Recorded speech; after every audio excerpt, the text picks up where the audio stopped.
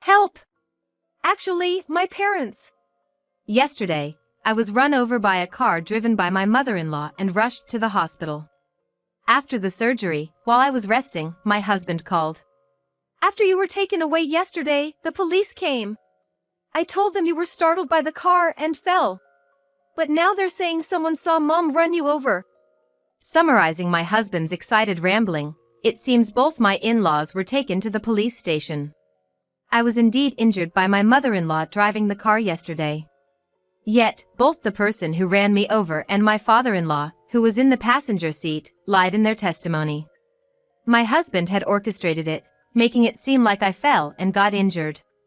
I was dumbfounded for a while. Hey! Are you listening?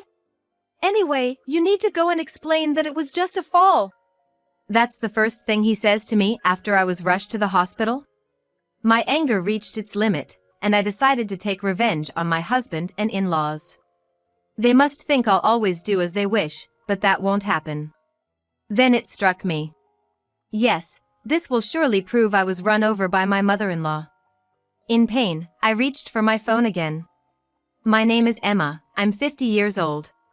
Since marrying, I've been a homemaker. I met my husband, Hayden, in my 20s, a typical office romance. He was assigned to look after me when I joined the company. He wasn't particularly handsome or appealing to women. Naturally, I had no romantic feelings for him. I never saw him as more than a colleague, just diligently following his instructions every day. However, working together, he took a keen interest in me. I thought he was just happy to have a subordinate close to his age, but gradually realized it was more than that. Initially reluctant, I started feeling good about being flattered every day. Thinking back, I don't know what I saw in him. But I fell for his sweet talk, and we started dating. We worked together for a while, and about a year later, he proposed. Having no reason to refuse, I accepted. Convincing myself this was what life was about, I started a new chapter. At my husband's behest, I quit my job and, without discussion, started living at his parents' house. I had visited my in-laws a few times before marrying but never imagined living with them. They were warm and welcoming on those few occasions, which reassured me. By that time, my father-in-law had retired, so I spent my days with them while my husband was at work. There was no sweet newlywed life. It was nothing like I had imagined. At first, they seemed somewhat considerate, but their attitude towards me changed over time. My mother-in-law's demands grew day by day, crushing my spirit. You're able to be a homemaker thanks to Hayden, so you better be perfect at housework. Whenever something slightly displeased her, she would eagerly scold me. She never doubted her mission to educate the imperfect daughter-in-law, which seemed to be her life's purpose. She lived with her mother-in-law too and often bored me with stories of back in my day. Times and values have changed. Being forced to accept her outdated mindset was nothing but a nuisance. But due to my position, I had no choice but to silently endure her constant nagging. She often went to a cafe with her friends of the same age, where they seemingly enjoyed bashing their daughters-in-law. Oddly enough, they didn't brag about how great their daughters-in-law were, but rather competed over who had the worst one. Hearing these stories made me wonder if I would end up like them, filling me with dread. As for my father-in-law, he wasn't exactly supportive either. Although he didn't antagonize me like my mother-in-law, he complained about my cooking almost daily. The seasoning is too strong today. Are you trying to get rid of the elderly quickly? His old-fashioned attitude, viewing women as inferior, was evident. Whenever the topic comes up, he keeps saying how women should be. That women should be considerate and assist men, or that they should understand things without being told. It's embarrassingly idealistic. I guess some people never change, always acting high and mighty no matter their age. My father-in-law doesn't exactly pick on me. He's more about boasting his beliefs to me, proud of his outdated thinking. He'll probably never realize his mistakes and just keep getting older like this. They're just like those unpleasant in-laws you see in dramas. I've tried discussing it with my husband several times, but he always gives vague responses. Instead, as our marriage has gotten longer, he started blaming me. My parents are elderly, you should be kinder to them. Isn't that what a daughter-in-law should do? Like father, like son. Following in his parents' footsteps, my husband also started to look down on and exploit me. He doesn't help with anything when he comes home, just sits there as if it's the most natural thing. Maybe things would have been different if we had kids, but we never had any. I went to the hospital for infertility treatments until my late 30s, but the dream never came true. Right after we got married, my in-laws were always pressuring me about when they would see a grandchild. It's not entirely my fault. Children are a blessing. It's ridiculous to think about having a baby just for my in-laws. I figured there was no need to force it, so I gave up when I turned 40. In this less than happy life, there were people who supported me. The couple, who lived across the street. Juliana and Kyle lived together without any children. Kyle's mother had lived with her mother-in-law and she didn't want to cause the same trouble, so he refused to live together.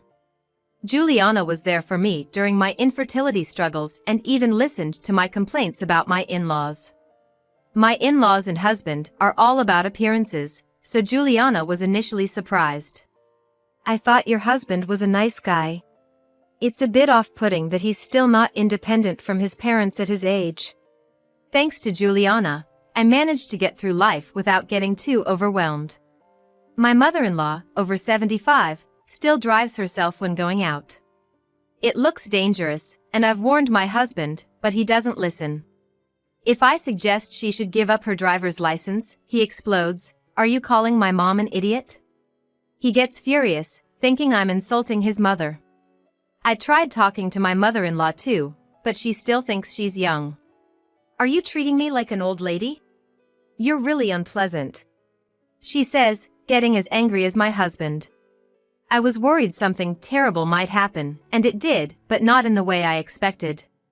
That day, as usual, I walked to the nearby supermarket. Without a driver's license, walking is mostly how I get around. I thought about getting a license after starting a job, but I got married sooner than expected. When I discussed it with my husband, he was against it, saying, "I can drive, so you don't need it." On sale days, I end up with too much to carry, but there's no way I can ask my husband or mother-in-law for a ride. My husband, who used to happily offer a ride when we were younger, now just scoffs and refuses. I was carrying heavy bags and had just gotten back home when I noticed. The garage door was open. Did she say she was going out today? My mother-in-law hadn't mentioned anything when I left the house. Well, never mind, I thought, passing the garage to head to the front door, when suddenly a car roared out of the garage at high speed. "Oh!" It was the only silly thing I could utter in surprise. The next moment, the car hit me without slowing down. It threw me backward by the impact and groceries tumbled from my bags. In that position, my body slammed into the asphalt. Dazed, not understanding what happened, I felt a sharp pain in the back of my head from the impact. I couldn't get up. All I could do was lie there, looking up at the sky. How long had passed when I realized Juliana was looking down at me? "Hang in there. I've called an ambulance, everything's gonna be okay." Juliana's face, speaking to me, was pale and strained. I wondered if things had gotten that serious. A naive question crossed my mind. As I moved my aching head slightly, I could see blood flowing from it. Seeing this, I began to understand the gravity of my situation. I started to realize the seriousness of the situation. But there was nothing I could do, unable to move. Soon, I could hear the ambulance siren getting closer. "Just a little longer. They're almost here, hang on." As I listened to Juliana's desperate encouragement, my head started to feel fuzzy. "No, no. Just a little longer." Despite her words, I closed my eyes. When I opened them again, I was lying on a hospital bed. A tube 4 was connected to my hand, and I could see the fluid dripping continuously. Realizing I was saved, tears naturally flowed. Moving my head slightly brought sharp pain. It was no wonder, given the bleeding. "Ugh!" As I groaned in bed, a nurse rushed over. "You shouldn't move your head yet." I had many questions, but listened silently to the nurse's explanation. It had been 1 day since the accident. I was rushed to the hospital by the emergency team called by Juliana. After arriving, I underwent surgery to stitch up my head and survived. Juliana had stayed with me the whole time, and now she had returned home as it was past visiting hours. It seemed she had contacted my husband Hayden too, but after telling him the surgery was successful, he didn't say anything else. My whole body was in pain, but there was no life-threatening injury. I just needed to rest for a while. However, I didn't feel like doing anything. With so many things to think about, I just closed my eyes. Soon after, my phone on the bedside table started ringing insistently. I didn't want to answer, but the calls persisted. After several repeats, it seemed there was no sign of giving up. I found my phone without moving my head and saw Hayden on the screen. Thinking he must be worried, I answered with a slight relief. "Help! Actually, my parents." Hayden started speaking without giving me a chance to talk. "After you were taken away yesterday, the police came. I told them you were startled by the car and fell. But now they're saying someone saw Mom run you over." Summarizing my husband's frantic story, it seems both of my in-laws had been taken to the police station. Indeed, I was injured by a car driven by my mother-in-law. Yet, she and my father-in-law, who was in the passenger seat, had lied. Even Hayden had instructed them to agree that I had fallen and got hurt. I was dumbfounded for a while. "Fortunately, the car wasn't damaged. Dad wasn't hurt, but Mom seemed to have twisted her neck from the collision. Despite that, poor them, the police are being so one-sided." He was more concerned about the car and his parents, oblivious to my shock. How rotten can this family be? Since picking up the phone, has he said even one word of concern for me? No, nothing. He was only worried about his parents, taken to the police, and even wanted me to prove their innocence. "Hey! Are you listening? Anyway, you need to go and explain it was just a fall. The number you have dialed is currently..." He was talking to me one-sidedly, but he was surprised by my first response. "Huh?" I cut off the call. Calls from Hayden continued for a while, but I, infuriated, set my phone to reject his calls. I later learned that my in-laws had been taken to the police station, just as my husband had said on the phone. Sometime later, my husband Hayden was also taken to the police station where my in-laws were waiting. It was Juliana, our neighbor, who had seen everything unfold. She was the one who had originally called the police about my mother-in-law's crime. After accompanying me in the ambulance, she handled various procedures in place of Hayden. She was questioned by the police officers who arrived at the scene. It seems her questioning happened after they had already spoken to my in-laws, serving as a sort of corroboration of the story. Juliana noticed the accident when she heard a loud noise outside. Looking out her window, she saw me lying on the street. And she hurriedly called an ambulance before rushing out.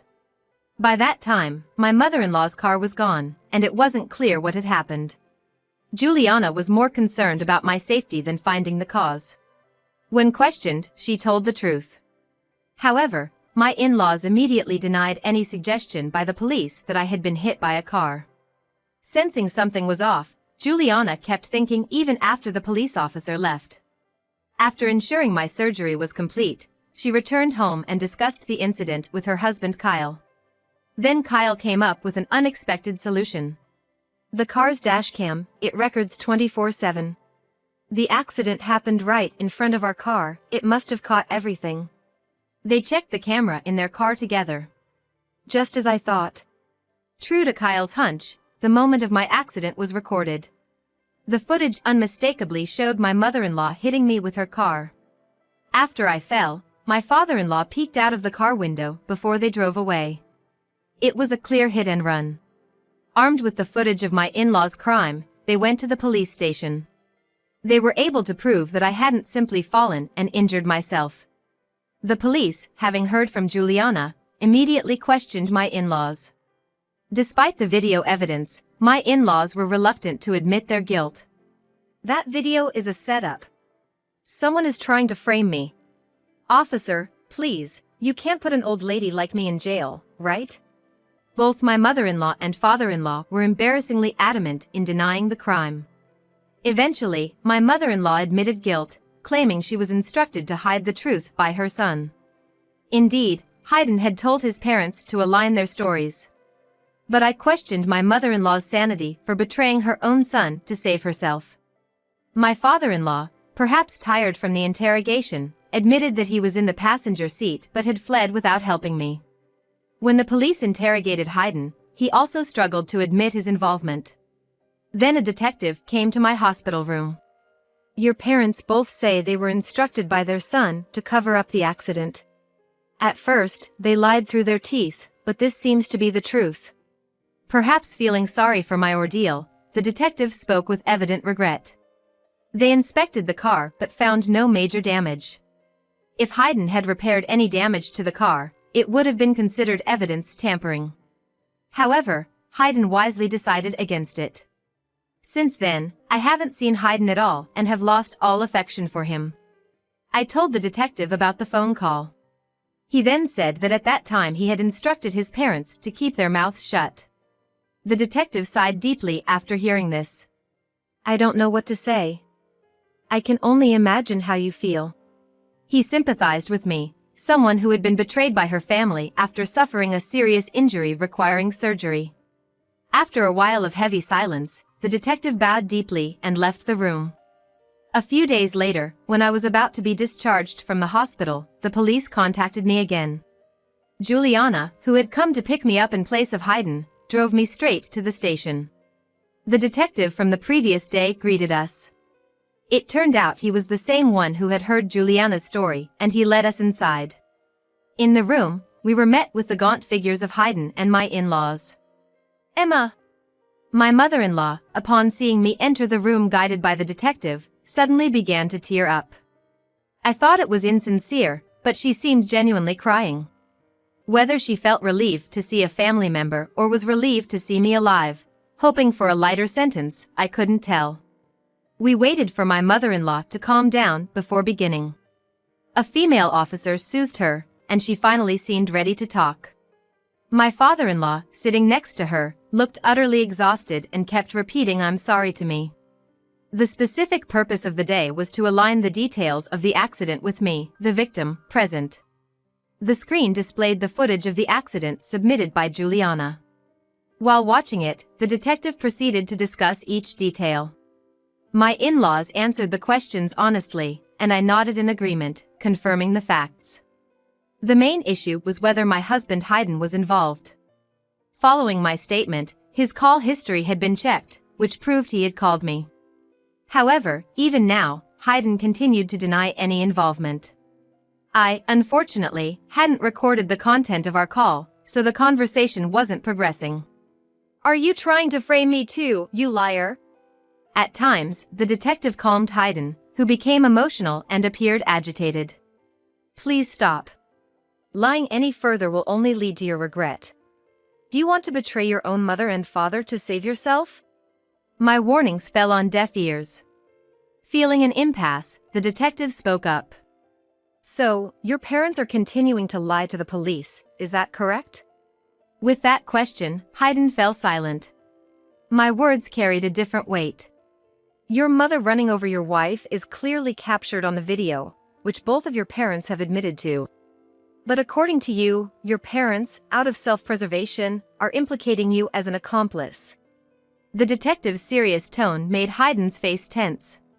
"Do you understand? The crimes of your parents are becoming even more serious."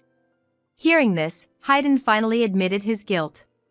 At the very end, he realized the gravity of his actions. With Hayden's confession, all three were fully exposed. Police officers in the room started moving around hurriedly.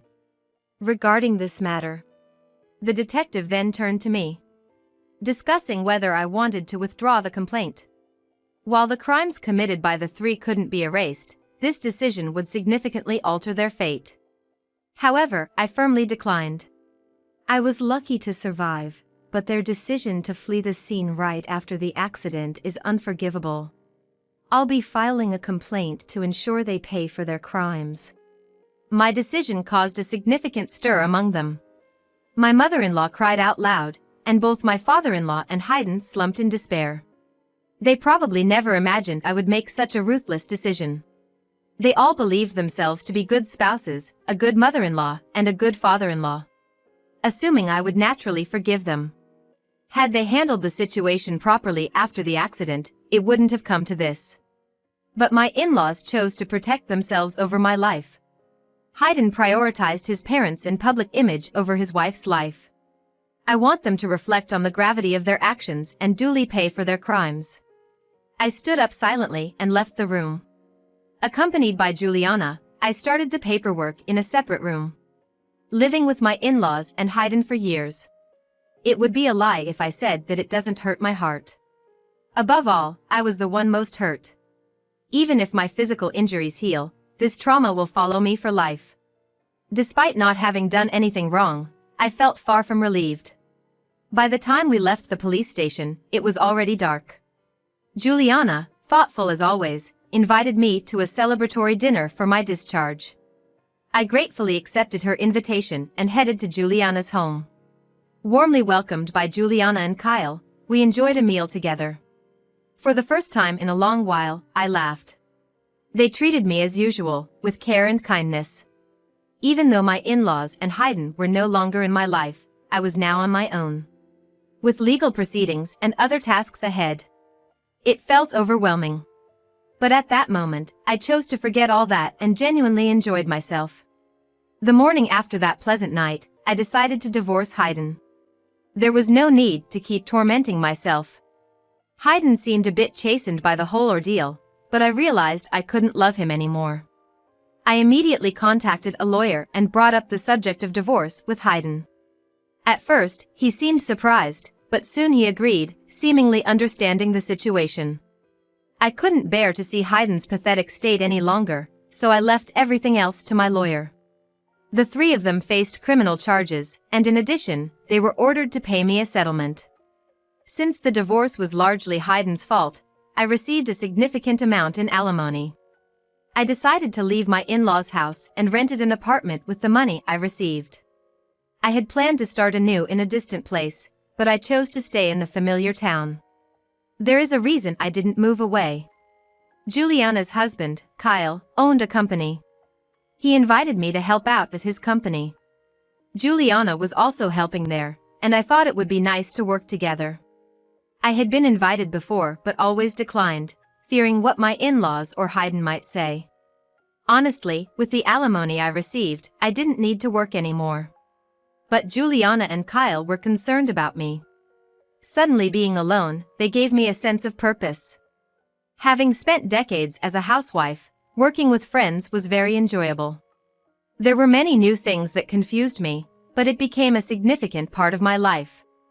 And so, with this new life, an unexpected encounter awaited me. I met a man through work and decided to remarry. I had told him about my divorce, but kept quiet about the alimony until we got married. He didn't blame me for it. "It's natural to be cautious after what you've been through," he said with a smile. My life changed drastically in my middle years. Perhaps more fulfilling and happier than my younger years. I was betrayed and hurt by someone I trusted for many years, but I found greater happiness that surpassed it. Grateful to the friends who always reached out to me, I began walking towards a brighter future.